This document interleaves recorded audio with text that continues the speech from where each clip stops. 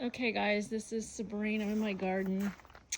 Here's one of my 4 beds. Got a little virus here.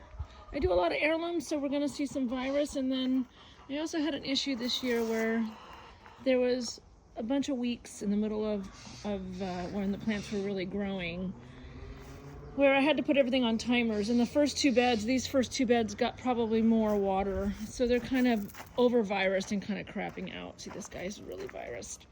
I kind of expected this. I also need to solarize my beds, which I've known I needed to do for like the past 3 or 5 years. You can actually, when all this, I'm gonna do it this year.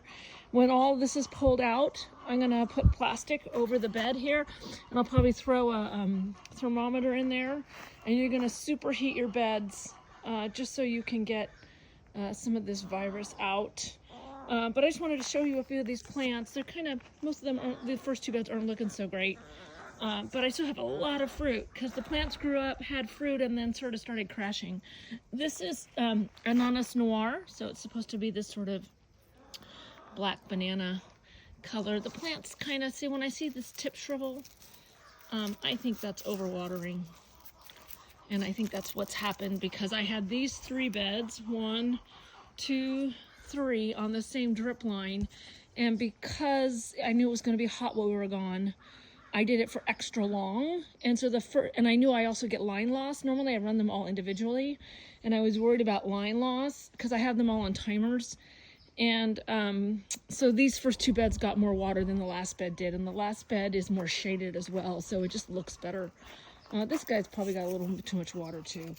So, but anyway, this is Brad's Atomic Grape. I already pulled a bunch of fruit off of this bed. And then this is Black Beauty. I already pulled a bunch of fruit off of that. This is Brandywine Sudooth. I've got some big fruits on here, but I'm leaving them because they're not quite ready yet. There's some green ones in there. And then this is the back side. These guys all look good. There's Nova. I've already shown you guys this back side. This is a hybrid. This is Better Boy Plus. But anyway, I wanted to show you some of the fruit I picked today. This is Yellow Boy, which is crazy. I have 2 of them. I probably shouldn't have planted 2 because I'm going to get like 60 pounds off of each of those plants. This is Brad's Atomic Grape, which isn't very grape sized. This year they turned out kind of plum sized. I pulled all the fruit off of there that was ready. These are pretty soft. They kind of look like this. They kind of remind me of Lucky Tiger, but different. They're a little bit flavorfully different on the inside. This is my Black Beauty Indigo. Oh, sorry, not Black Beauty. This is Indigo Cherry Drops. I think it's a cross of Black Beauty and Indigo Apple. Excuse me. Anyway, I got a whole huge amount off of this plant, and there's still a bunch more out here. I just picked what was red. Even that one's almost ready. And then this is Black Beauty. I picked a lot of these off, and I'm ready to go around the corner and get this guy. This is Cosmic Eclipse. It's had a lot of fruit this year. I don't think I have ever planted Cosmic Eclipse, but it's a fun one.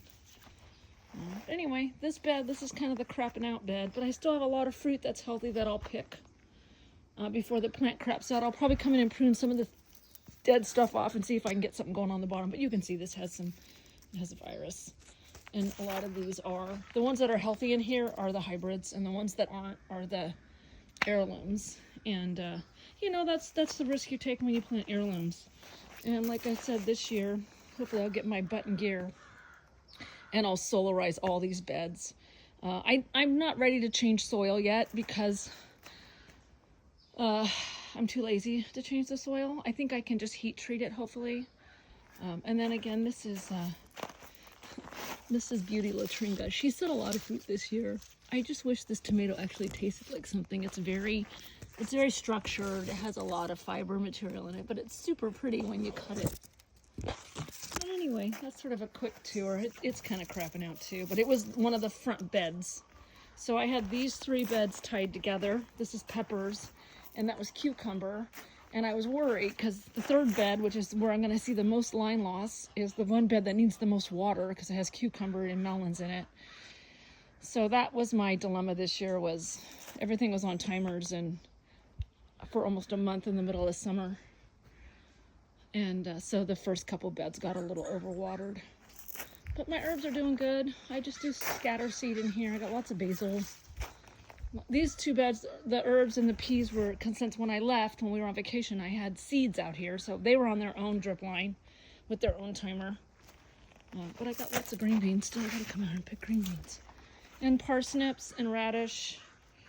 And these are all the parsnips. I gotta go through them and get the parsnips. Anyway, this video is already too long.